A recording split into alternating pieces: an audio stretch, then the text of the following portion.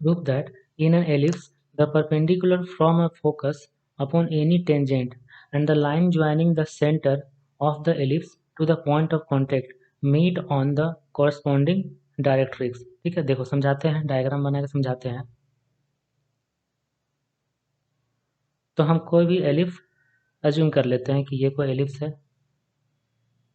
ये एलिप्स है, और वो क्वेश्चन हो रहा है कि the perpendicular from focus upon any tangent.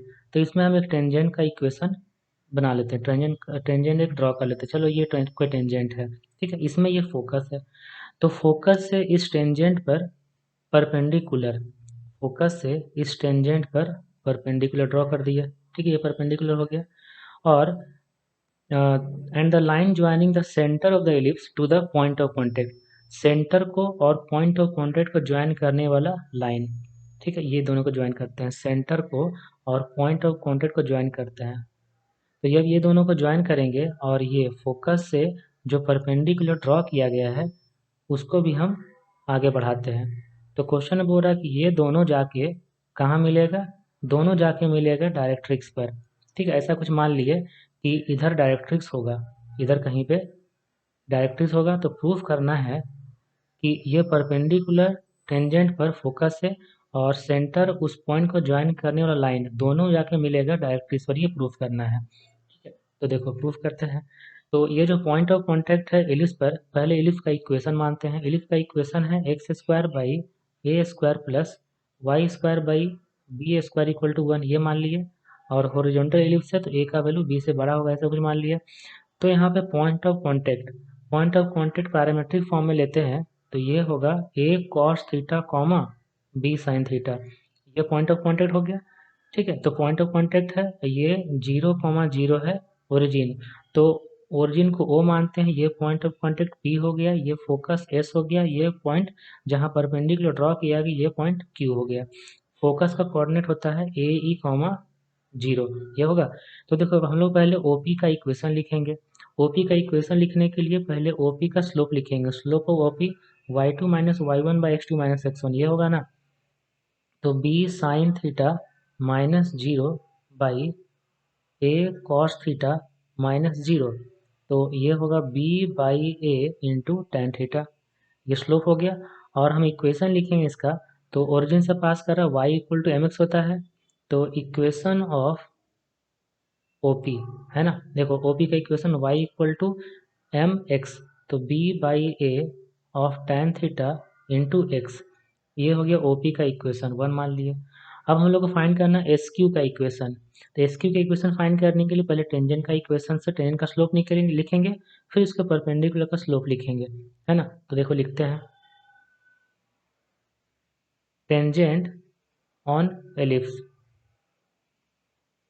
तो एलिप्स पर टेंजेंट का इक्वेशन होता है t इक्वल टू 0, मतलब लिखेंगे यहाँ पे x cos theta by a plus y sine theta by b equal to 1, यह टेंजेंट का इक्वेशन होगा। तो स्लोप ऑफ टेंजेंट कितना हो जाएगा, स्लोप ऑफ टेंजेंट ये इधर जाएगा, और तो minus of B by A cos theta by sign theta, ये स्लोप ऑफ टेंजेंट है। मतलब इस लाइन को ना y equal to M X plus C में कन्वर्ट करो, ये स्लोप आएगा। तो स्लोप मिल गया minus b by A cos theta by sign theta, तो ये किसका स्लोप हो गया, टेंजेंट का। अगर हम लोग को एस क्यू का स्लोप लिखना है, एस क्यू का slope, slope of S Q, तो कितना होगा, m one m two equal to minus one होता है, परपेंडिकुलर है, यहाँ माइनस है तो प्लस होगा, और ये पलट जाएगा ए बाई बी और sine theta by cos theta, a by b sign theta by cos theta, ये हो गया एस क्यू का स्लोप, ठीक है। इसको ऐसे लिख दो, A by B into tan theta, तो एस क्यू स्लोप मिल गया। अब एस क्यू का इक्वेशन लिखते हैं जिसमें पॉइंट लेंगे हम एस, तो equation of S Q, S Q का इक्वेशन लिखते हैं y minus 0 equal to M, M means A by B into tan theta into x minus A, ये होगा। तो इसको इक्वेशन 2 मानते हैं। अब इक्वेशन 1 इक्वेशन 2 को सॉल्व करेंगे, ठीक है, दोनों इक्वेशन सॉल्व करेंगे तो y का वैल्यू जो इक्वेशन 1 में है b by A tan theta X, यहाँ रख देते हैं।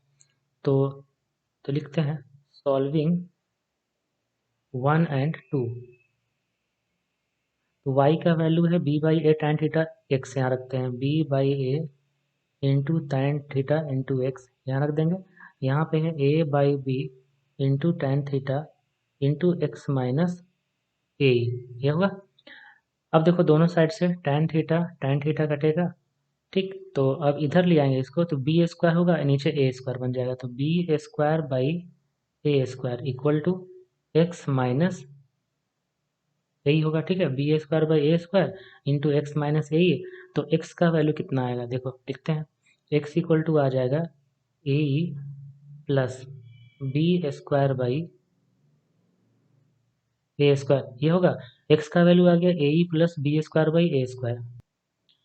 अच्छा देखो यहाँ पे ये इंटू नहीं होगा, यहाँ पे थोड़ा सा ये गड़बड़ हुआ है कि इसको हम यहाँ पे एक्स है ना, तो एक्स लेते हैं, तो ये होगा b by a of x equal to यहाँ होगा a by b of x minus a square E by b, ये होगा। अब इसको इधर लाते हैं, इसको इधर ले आएंगे तो a square E by B होगा, और इधर होगा a by b minus b by a of x, होगा ना, ठीक है। तो अब देखो इसको थोड़ा सिंप्लीफाई करते हैं, एलसीएम आ जाएगा ए बी, और यहाँ पे होगा A square minus B square of X, ठीक है। तो अब देखो A square E by B होगा, और A square minus B square को लिखा जाता है एलिस में ए स्क्वायर ई स्क्वायर, और डिवाइड में ए बी है इंटू एक्स। देखो बी कटा और ए स्क्वायर कटेगा और एक ई कटेगा, ए स्क्वायर कटा एक ई कटा, तो एक्स का वैल्यू कितना आएगा देखो, ए ऊपर और ई नीचे।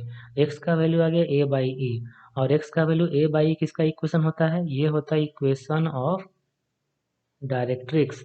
इसका मतलब है कि दोनों जो लाइन है, एक लाइन है ओपी और एक लाइन है एस क्यू, ये दोनों line X equal to A by E पर कट करेगा, मतलब डायरेक्ट्रिक्स पर इंटरसेक्ट करेगा।